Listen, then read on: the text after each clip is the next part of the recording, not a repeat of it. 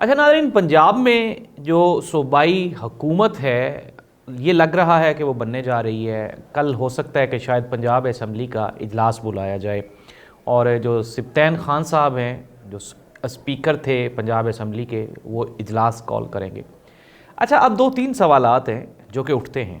पहली बात तो ये है कि इमरान खान के जो फैंस हैं वो थोड़े परेशान हैं। वो ये जानना चाह रहे हैं कि आया कि पाकिस्तान तहरीक इंसाफ हुकूमत क्यों नहीं बना रही, और फिर उसके बाद क्या ये जो हुकूमत बनने जा रही है इनकी तरफ से सिग्नल्स आ रहे हैं। जिस तरह से कल मियां असलम इकबाल साहब को पंजाब पुलिस केपी में अरेस्ट करने चली गई, तो पीटीआई वाले जो यहाँ पे पंजाब की उनके जो मेंबर्स हैं वो परेशान हैं कि आया कि क्या ये भी वैसे ही 2 साल जिस तरह पिछली सख्तियाँ थी वैसे ही इनको बर्दाश्त करनी पड़ेंगी या फिर हालात बदल जाएंगे। पाकिस्तान तहरीक इंसाफ ने वो जो सुन्नी इत्तेहाद में शमूलियत इख्तियार की, उनको लेकर उनकी जो मखसूस नशिस्तें हैं अभी तक उनका भी इशू है, मैटर है, और वो भी अभी सॉर्ट आउट होना है।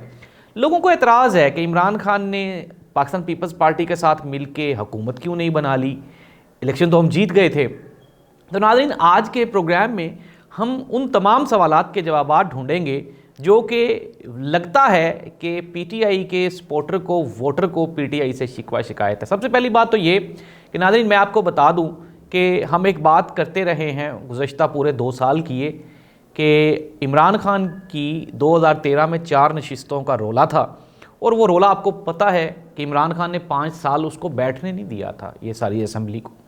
और फिर हमने देखा कि 2018 में वही 4 जो सीट्स थी वो उनके गले की हड्डी बनी, और फिर उसके बाद उनको अबरतनाक शिकस्त का सामना करना पड़ा। अच्छा, अब 2-3 चीज़ें हैं। सबसे पहली बात ये होती है कि सबसे पहले होते हैं आप क्योंकि ना, अगर इमरान खान भी पाकिस्तान पीपल्स पार्टी यानी कासिफ अली जरदारी और मियाँ शहबाज शरीफ, मरीम नवाज साहिबा, बिलावल भुट्टो जरदारी साहब की तरह अगर वो भी अपनी मुफादाती सियासत करता तो एक बड़ा अच्छा एक अपॉर्चुनिटी थी कि पाकिस्तान पीपल्स पार्टी के साथ अस्सलाम वालेकुम लेते, आसिफ अली जरदारी साहब को सदर बना देते और उमर अयूब साहब वज़ीर आज़म पाकिस्तान बन जाते। पंजाब की भी यहाँ पे हुकूमत मिलनी थी, फिर उसके बाद केपी में तो ज़ाहिर सी बात अब भी बनेगी। तो अगर देखा जाए तो ये बड़ा आसान लगता है और लगता है एक सब्ज़ बाग की तरह लगता है, लेकिन इसका साइड इफ़ेक्ट क्या होना था। सबसे पहली बात तो ये है कि इमरान खान को अभी तक इस्टेब्लिशमेंट की जानिब से क्लियरेंस नहीं मिली। यानी कि अगर पीटीआई ये एक जाल था जो पाकिस्तान तहरीक इंसाफ को फंसाने के लिए बिछाया गया था, कि पाकिस्तान पीपल्स पार्टी की तरफ से एक दावत दी गई थी कि जी आप हुकूमत बनाएं और हम आपके साथ हैं। इमरान खान को इस पे एक नज़रियाती शिकस्त हो सकती थी, और वो ये थी कि आसिफ अली जरदारी और बिलावल भुट्टो जरदारी साहब के साथ ये हाथ मिलाने जा रहे हैं जो कि इनके आप ओपोनेंट हैं, शदीद ओपोनेंट है। इमरान खान साहब का तो नजरिया ही फौत हो जाना था। अच्छा, अब दूसरी बात, चलिए ये एक जज्बाती बयान है, ग्राउंड रियलिटीज़ में आपको बताता हूँ होने क्या वाला था। अभी तक पाकिस्तान तहरीक इंसाफ की पार्टी वो सुप्रीम कोर्ट ऑफ पाकिस्तान से बल्ले का निशान छिन जाने के बाद अभी तक पार्टी एग्जिस्ट नहीं कर रही। आपने देखा होगा कि जो नए ये जो आज़ाद उम्मीदवारान जो कि पीटीआई के पैनल से जीते वो पाकिस्तान तहरीक इंसाफ में शामिल नहीं हुए, बल्कि सुन्नी इत्तेहाद कौंसल हामिद रज़ा साहब की पार्टी में वो शामिल हुए। अब फॉर एग्जाम्पल अगर मैं ये कहता हूं कि पीटीआई हुकूमत साजी के लिए जाती, सबसे पहला मसला है पीटीआई की पार्टी ही नहीं है।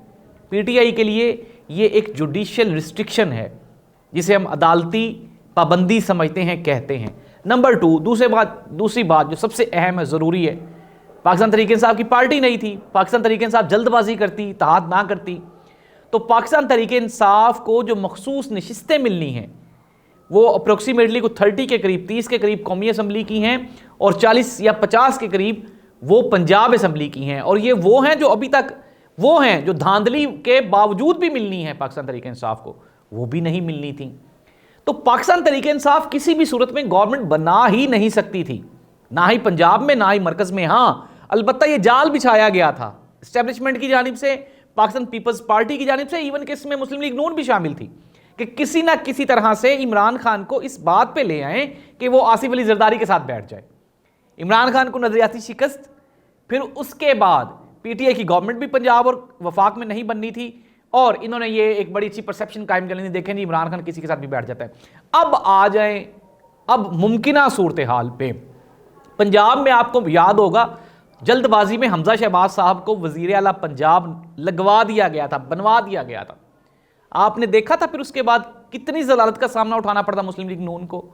फिर दोबारा इलेक्शंस हुए, हमजा शहबाज साहब आउट हो गए।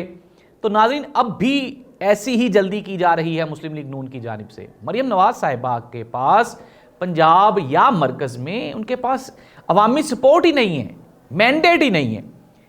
तकरीबन अप्रोक्सीमेटली कुछ 40 से ज़्यादा सीट्स पे इस वक्त आरओज़ की जानिब से और इलेक्शन कमीशन ऑफ पाकिस्तान की जानिब से, अदालतों की जानिब से सवालिया निशानात हैं।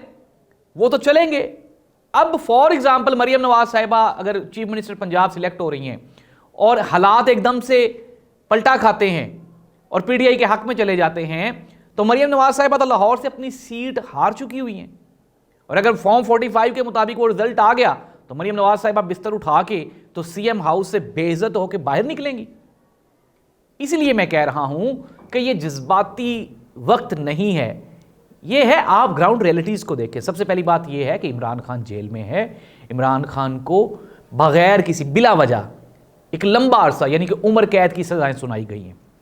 फिर उसके बाद बुशरा बीबी, आप ये जान रहे हैं कि पाकिस्तान तहरीक इंसाफ के जो बानी चेयरमैन इमरान खान, उनकी अहलिया वो जेल में हैं। उनको कहा जा रहा है कि शायद उनको जहर दिया गया है। ये एक बड़ा इशू है, एक बड़ा टॉपिक है। फिर सबसे बड़ा टॉपिक वो ये है कि पाकिस्तान की अवाम ने इमरान खान को और पाकिस्तान तहरीक इंसाफ के हमायती याफ्ता उम्मीदवारान को वोट डाला है, लेकिन वो वोट तो ऐसे नहीं निकले। अगर इमरान खान आज चुप करके बैठ जाता है और कहता है ठीक है जी मुझे हुकूमत दे दे, मैं बैठ गया हूं, ओ भाई वो उन लोगों का क्या कसूर है जिन्होंने इनको वोट डाले। बैरिस्टर सलमान अकरम राजा जो कि लाहौर से जीता है, उसके वोटर ने उसको वोट दिए, वो तो असेंबली में नहीं गया, ओन चौधरी चला गया, ख्वाजा आसिफ असेंबली में चला गया, वो रेहाना डार तो नहीं गई वहां पे। तो उन वोटर्स का क्या कसूर है। नाजरीन, अब ये जो इमरान खान को लॉलीपॉप देने की कोशिश की जा रही थी, इसकी सबसे बड़ी वजह मैं आपको पहले भी बता चुका हूं और अब भी बता रहा हूं, वो है इंटरनेशनल प्रेशर। ये गवर्नमेंट जो कि आसिफ अली जरदारी और मियां मोहम्मद शहबाज शरीफ साहब मिलकर बना रहे हैं, इसको इंटरनेशनली एक्सेप्टेंस ही नहीं मिलनी। और अगर फॉर एग्जाम्पल इनके पास मसाइल के हल का फार्मूला होता तो ये वही पीडीएम है जो गुज़श्ता 2 साल गवर्नमेंट कर चुकी है। मेरे वो तमाम दोस्त साहब जो कहते हैं जी चाइना पैसे दे देगा, सऊदी अरब पैसे दे देगा, उनको ये नहीं ख्याल आ रहा कि 2 साल भी तो यही थे हुक्मरानी में। क्या इनको तब नहीं पैसे मिल सकते थे? मिल सकते थे भाई, डेफिनेटली मिल सकते थे। 2 साल गवर्नमेंट किया इन्होंने, अप्रोक्सीमेटली कोई 18 महीने के करीब। क्या 18 महीनों में बेहतरी के कोई चांसेस नहीं थे? थे चांसेस। मसला ये है कि पाकिस्तान को आने वाले दौर में इंतहाई पिछले 2 साल से ज़्यादा गंभीर सूरत हाल का सामना करना है। IMF की किस्त ऑलरेडी लेट होती जा रही है। हमने IMF को पिछली कर्जे की किस्त उतारनी है, नहीं तो दूर की बात, अभी तो हमने पिछले कर्जे उतारने हैं भैया। हम कहाँ जाएंगे, कैसे करेंगे, ये बड़ा नामुमकिन से सवाल आता है। इमरान खान का सबसे पहला मुतालबा ये है कि इमरान खान के वो तमाम लोग, वो तमाम workers, party workers, voters, supporters जो कि जेलों में हैं, उनको रिहा किया जाए। फिर नंबर 2, सबसे बड़ी बात, जो मैंडेट पाकिस्तान तहरीक इंसाफ को मिला है वो मैंडेट उसको दिया जाना चाहिए। 2/3 अक्सरियत से इमरान खान जीता है पाकिस्तान की तारीख में पहली मरतबा, आप दूसरी मरतबा कह लें, एक मरतबा 70s में जब भुट्टो साहब और मुजीबुर रहमान के इलेक्शंस हुए तब भी वो जीते थे। अब इमरान खान जीता है। अगर इमरान खान अपना हक छोड़ देता है तो काहे का लीडर भाई, काहे का सियासतदान? फिर इमरान खान में और मियाँ शहबाज शरीफ में या आसिफ अली जरदारी में क्या फ़र्क रह जाएगा? कोई फ़र्क नहीं रह जाएगा। अगर इमरान खान ने इक़्तिदार की सियासत करनी होती तो इमरान खान के पास, जब ये इमरान खान के ख़िलाफ़ रजीम चेंज ऑपरेशन हुआ तो पंजाब और KP के 2 सूबे तो तब भी थे। सुकून से इमरान खान उन 2 सूबों में हुकूमत करता, इलेक्शन कैंपेन करता, फिर भी जीत जाता। लेकिन बात क्या है, मैं पहले भी कह चुका हूँ कि कहीं ना कहीं, कभी ना कभी तब्दीली का सिलसिला शुरू होना है और ये तब्दीली का आगाज़ है। और इंशाल्लाह हम ये समझ रहे हैं कि पाकिस्तान में जिस तरह से वोटर को अवेयरनेस आई है, वैसे ही आहिस्ता आहिस्ता अब वो लोग जो कि इस्टेब्लिशमेंट कहलवाते हैं। अच्छा, मैं ना थोड़ा सा क्लियर कर दूं, एक लफ्ज़ इस्टेब्लिशमेंट इस्तेमाल होता है और इसको सुनते ही लोग समझना शुरू कर देते हैं पता नहीं फ़ौज। नाज़रीन, पाकिस्तान की 8 लाख फ़ौज वो हिम्मत और जवामर्दी का आला नमूना है। पाकिस्तान के फ़ौजी पाकिस्तान की सरहदों पे अपनी जान हथेली पे रख के पाकिस्तान की सरहदों की हिफाजत कर रहे हैं। ये इस्टेब्लिशमेंट नहीं है। इस्टेब्लिशमेंट से मुराद वो चंद ताकतवर लोग होते हैं जो कि मुख्तलिफ जगहों पे कायम होते हैं। उसमें फ़ौज के भी कुछ लोग हो सकते हैं, अदलिया के भी कुछ लोग हो सकते हैं, और उसमें आपके जो बड़े सियासतदान हैं। पाकिस्तान मुस्लिम लीग नून मियां मोहम्मद नवाज शरीफ साहब 3 मरतबा वज़ीर-ए-आज़म रह चुके हैं, 1 मरतबा उनके भाई साहब वज़ीर-ए-आज़म रह चुके हैं, 5वीं मरतबा हुकूमत बनाने जा रहे हैं मरकज़ में मुस्लिम लीग नून वाले, 5वीं मरतबा, ये जहन में रखें, 5वीं मरतबा मुस्लिम लीग नून मरकज़ में हुकूमत बनाने जा रही है। 9वीं मरतबा ये लोग पंजाब की वजारत आला लेने जा रहे हैं।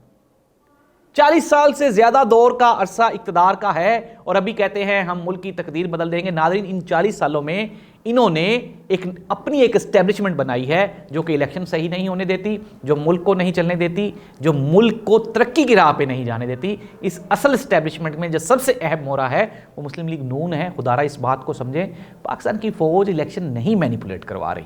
होंगे कुछ लोग, मैं ये नहीं कह रहा नहीं है, लेकिन जो सबसे बड़ा जो पाकिस्तान में बेहतरी का जो रास्ता रोक रहे हैं वो लोग हैं जो कहते हैं करप्शन होती है, ये तो होनी ही है, खाएंगे भी और लगाएंगे भी। ये हैं पाकिस्तान के सबसे बड़े दुश्मन। अल्लाह पाकिस्तान को ऐसे दुश्मनों से महफूज रखे और आने वाले दिनों में पाकिस्तान में बेहतरी आ सके। अल्लाह हाफिज़।